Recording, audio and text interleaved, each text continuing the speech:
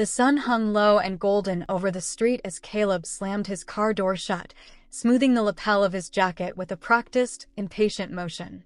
He paused on the flagstone path to admire the Mitchells' manicured lawn and clipped hedges, beautiful, respectable, painfully ordinary. To him, the house's quiet elegance was nothing compared to the glittering world he wanted to belong to. He muttered under his breath, more to himself than anyone else, "This place is so plain." Inside, Olivia moved through the kitchen in a simple dress, her dark hair tied loosely at the nape of her neck. The air smelled faintly of garlic and lemon. A pot simmered on the stove, and the soft light from a pendant lamp gave the room a gentle warmth. She looked up when he came in and offered a small, genuine smile, one meant to welcome him home. He barely glanced at her. "I had a full day of meetings, real ones," Caleb said sharply. "Not the kind of thing you'd understand." He stepped away, letting distance finish what his tone had started. Olivia's lip trembled just slightly. Disappointment had become familiar, but she kept her voice even. She knew his type, a man who lived on a pedestal of ambition and looked down on anyone who didn't climb up beside him. Still, she loved him. She had loved him enough to believe his brighter future might still include her. "I made your favorite," she said softly hopeful. "I thought maybe tonight you could relax." He sighed and dropped his phone on the table. "Again with this?" His tone carried its usual disdain. "Olivia, you have no ambition. You spend your days fussing over this house. Doesn't it bore you? We have a housekeeper, you don't need to play homemaker." The words hit like a familiar sting, but she kept her composure. "I like taking care of us," she said quietly. "I like knowing you come home to a warm house." He ran a hand through his perfectly styled hair and gave a short, mocking laugh. "You're so simple, Olivia. You just don't get it. The people I associate with, they're on another level. They don't waste time on trivial things like this." She searched his face, trying to find the man she had once fallen for. But that man had vanished, replaced by someone hardened by arrogance. Caleb had risen from modest beginnings, yet he acted as though he'd never known them. "Caleb," she said carefully, "I know you want to grow. I want that for you. But we don't have to forget who we are to get there." He laughed, low and cruel. "You'll never understand, Olivia. That's exactly why no one in that circle would ever respect you. You're invisible. Honestly, sometimes I wish you'd stay that way." The words sliced through her. She swallowed hard, then managed a calm, almost gentle smile. "Maybe you're right," she said. "Maybe I am invisible. But I'd rather be invisible than hollow." Caleb frowned, trying to decide whether that was an insult. But she had already turned back to the stove, moving with quiet grace. For a moment he lingered in the doorway, uneasy, then brushed it off. In his mind, she was simply someone too small-minded to understand what he was destined for. What he didn't see was that her silence wasn't weakness. It was strength. The very foundation of what he wanted most depended on her steadiness. And he was about to lose her because he mistook stillness for surrender. A few days later, Caleb straightened his tie in the bedroom mirror, fingers tracing the fine silk as if it could give him more authority. Tonight he would finally step into the inner circle, the elites, and nothing would stop him from shining. He texted Brittany, "I'll pick you up at 8. Dressed to stun. Her reply came seconds later, a photo of a gold dress that shimmered even through the screen. Caleb smirked. Brittany was everything Olivia wasn't. Sophisticated, seductive, and fully aware of the power she held in a crowded room. He pictured them walking into the Bellevue Hotel ballroom, heads turning, whispers following, admiration humming around them. He buttoned his jacket and headed downstairs. Olivia sat in the living room surrounded by papers and spreadsheets, the lamplight catching the edges of the pages. She looked up as he entered, offering a soft smile. "Are you going out?" she asked, tucking a loose strand of hair behind her ear. "Yes. Business event," he said flatly. "I could come," she offered. "I still have that blue dress." He cut her off with a dismissive gesture. "Don't be ridiculous. This isn't your kind of crowd. You just feel out of place and embarrass me. It's better if you stay home. Besides, someone has to finish those documents." Her smile wavered, but she nodded. "Of course," she murmured, forcing a small laugh as he reached for the door. "Caleb," she asked softly. He paused. Are you sure it's only business? His posture stiffened for a beat, then he turned with a polished smile. Are you implying something? No, she said, barely above a whisper. It's just, you've seemed distant lately. You're being dramatic, he snapped. This is important for my career. Don't turn it into some soap opera scene. And with that, he was gone, the click of the front door punctuating the quiet. Relief washed over him as he got into the car. He didn't have to deal with what he saw as Olivia's insecurity. She should have been grateful, he thought, that he'd even stayed with someone so ordinary. Driving through the amber dusk, he dialed Brittany. Hi, love, she purred. I can't wait for tonight. You're going to be the most beautiful woman there, he said smoothly. Everyone will envy us. This will be our night. Pride filled his chest. He was sure his double life was flawless, carefully planned, perfectly hidden. But back at the Mitchell residence, in the quiet of the study, Richard sat in a leather armchair with a glass of brandy. The firelight danced across the room's dark wood and framed paintings, glinting in the glass of an old grandfather clock. His expression was calm, but beneath it simmered something sharper than grief, controlled fury. He had watched Caleb for months, and his instincts, honed by years of business, had not failed him yet. A soft knock broke the silence. Richard didn't look surprised. Edward entered, sharp, composed, the kind of man who carried precision like a badge. He set a black portfolio on the coffee table and slid it across. I assume you have a good reason for coming here in person, Richard said evenly. I think what's inside will explain everything, Edward replied. Richard opened the folder. His face stayed composed, but his eyes hardened as he flipped through the pages, photos of Caleb and Brittany, laughing over dinner, leaning close in a park, hotel receipts, gifts, meetings in quiet corners. One photo showed them holding hands, carefree and unaware.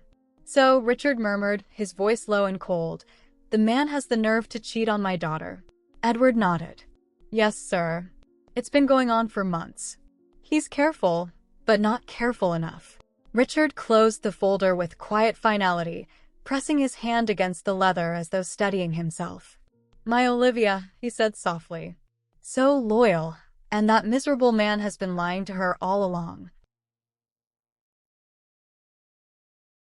He took a slow sip of brandy, his eyes fixed on the fire. The calm that returned wasn't forgiveness. It was resolve. Edward listened with his usual precision, every movement measured and professional. If I may, sir, Caleb has carefully built an image of integrity at his firm. No one suspects a thing. To everyone else, he's the perfect son-in-law. Richard let out a bitter laugh. Perfect son-in-law, he's a fraud. And tonight, I'm going to enjoy exposing him for what he really is. Edward inclined his head, recognizing the strategy already forming. Richard walked to the study window, watching the evening fold into night beyond the treetops. He turned back, a dangerous calm in his eyes. That charity gala tonight, he said, his voice smooth and cold. Caleb will bring that woman thinking he's untouchable. What he doesn't know is that I am the secret sponsor of this event. A flicker of respect crossed Edward's face. The audacity matched Richard's quiet fury perfectly. And what would you have me do? He asked. Every detail must be perfect, Richard said, jaw tight. Cameras on his every move. When the moment comes, I want the evidence displayed for all to see. I want him to watch the house of lies he's built collapse before him. Edward straightened, a faint smile of approval tugging at his lips. Consider it done, Mr. Mitchell.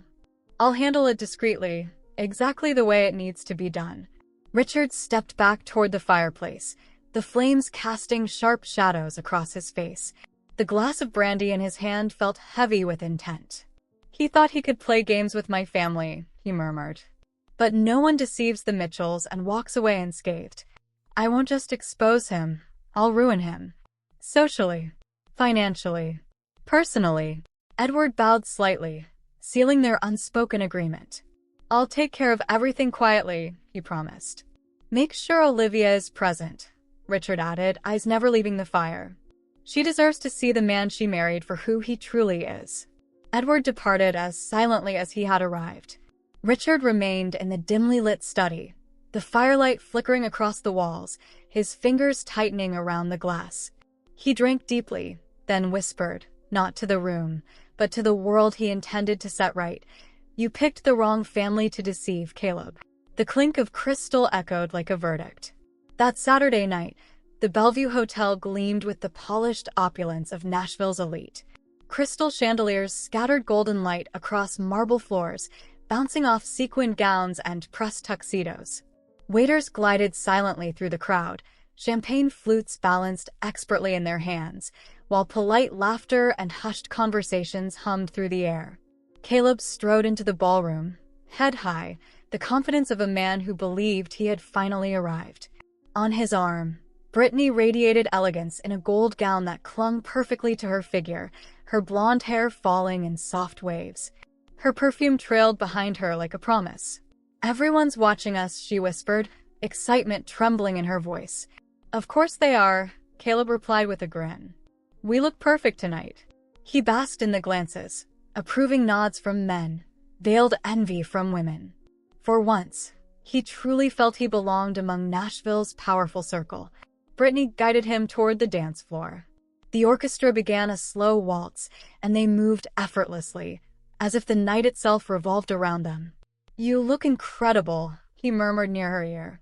"Every man here wishes he were me." Brittany laughed softly. "And you finally got what you wanted, Caleb. Everyone's watching." He smirked. "This is my moment.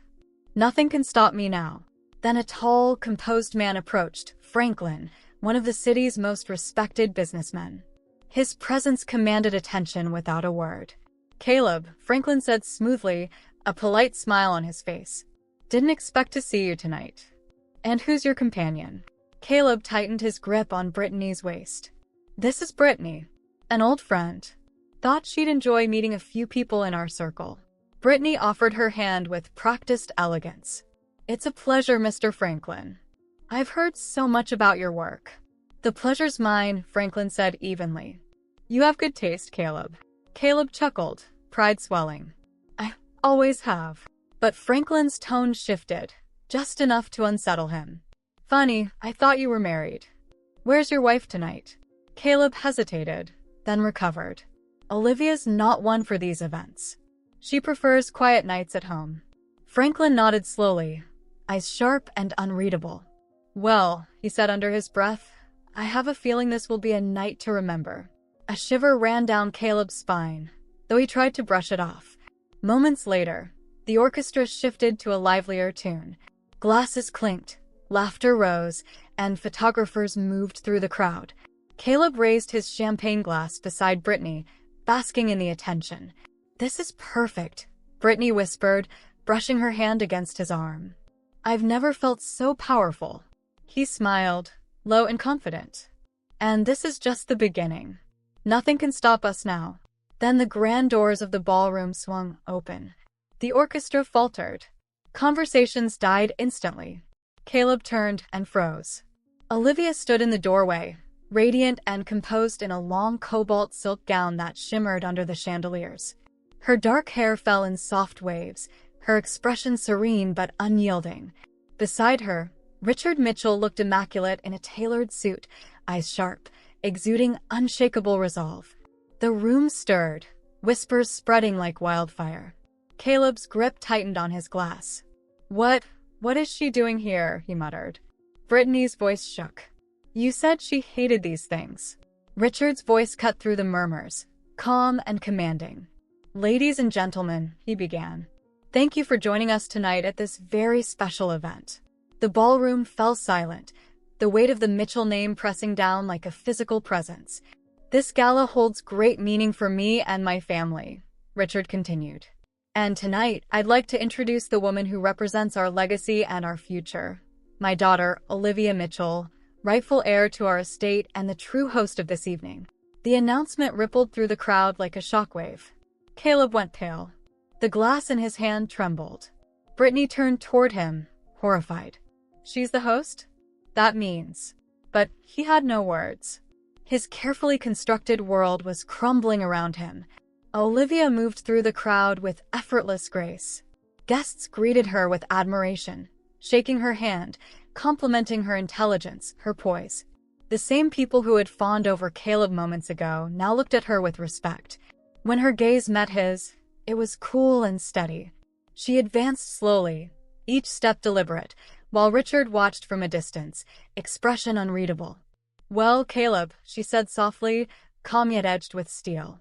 "What a surprise to see you here, with Brittany no less." Brittany's cheeks flushed, and she instinctively stepped back, as if the air itself had turned heavy. "I hope you're enjoying the evening," Olivia continued, voice measured. "My father worked hard to make sure everything was perfect." Your father organized all this?" Caleb stammered. She nodded. "Yes. This is our family's annual charity gala. He thought it was time I made my formal debut." Caleb's mind raced. "You never mentioned this event." Olivia arched a brow. "You never asked." The words hit harder than any slap. For years, he had treated her as if she were small, unimportant, a stepping stone for his ambitions. Now she stood before him, the embodiment of everything he could never be. Richard stepped forward, voice calm and final. "It was time my daughter received the respect she deserves, and for certain people to learn never to underestimate a Mitchell." Caleb's knees nearly gave out. Whispers rippled through the room, sharp and merciless. Olivia's voice cut through the chatter. "You wanted so badly to be part of this world, Caleb. But that takes something you've never had, character. You could have had everything. But your arrogance brought you here. I loved you once truly, but love wasn't enough when you refused to see my worth." He opened his mouth, but no words came. Humiliation had claimed him completely. Olivia turned away, her composure unbroken, as Richard placed a proud hand on her shoulder. The orchestra resumed, the crowd gradually returning to polite conversation, leaving Caleb alone beneath the chandeliers, silent, crushed, and exposed. Brittany yanked her arm free, her gold bracelet flashing in the light. "Don't touch me," she hissed, storming off, her heels echoing against the marble floor. All eyes followed her, hungry for scandal. Caleb's breaths came shallow, desperate. He searched for any ally, any gaze that might offer support, but found only judgment, disgust. Then Franklin appeared again, expression cold. "You really are a disgrace, Caleb," he said evenly. "You used the Mitchells as a ladder, thinking you could outsmart Richard. But your biggest mistake? Underestimating the one person who could have lifted you higher than you ever dreamed." Caleb's voice cracked. "Franklin, I can explain." Franklin raised a hand, silencing him. The music stilled. The air in the ballroom felt heavy and suffocating.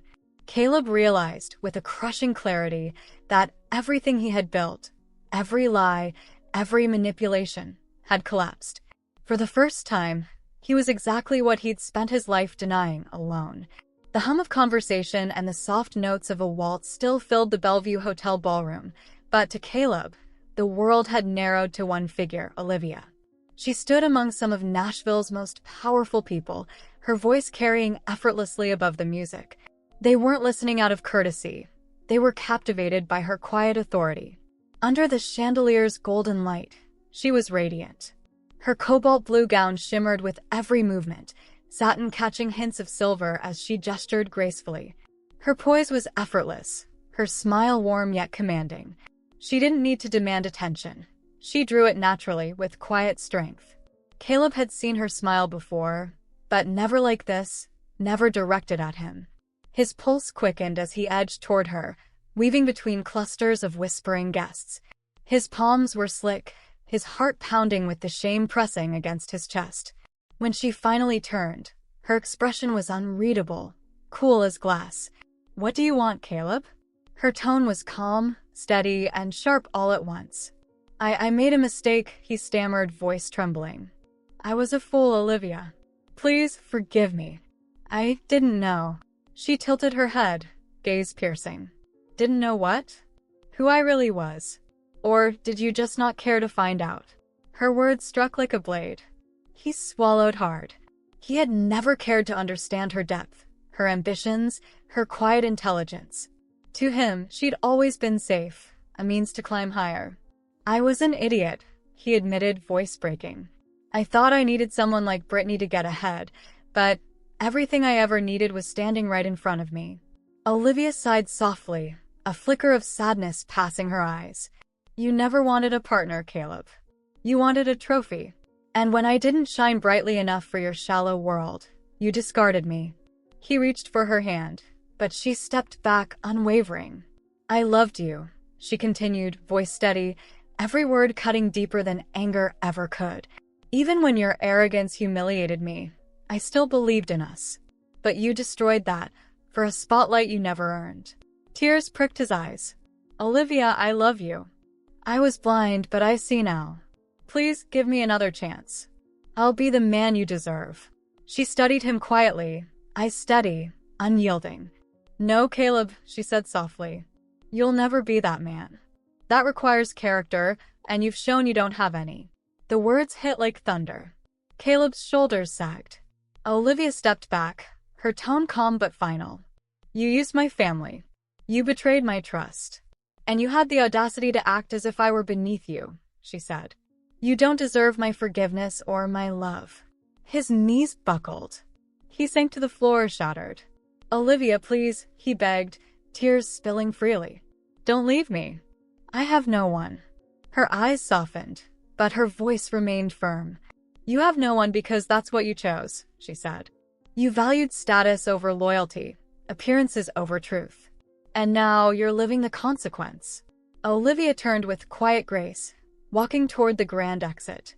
The crowd instinctively parted, respect evident on every face.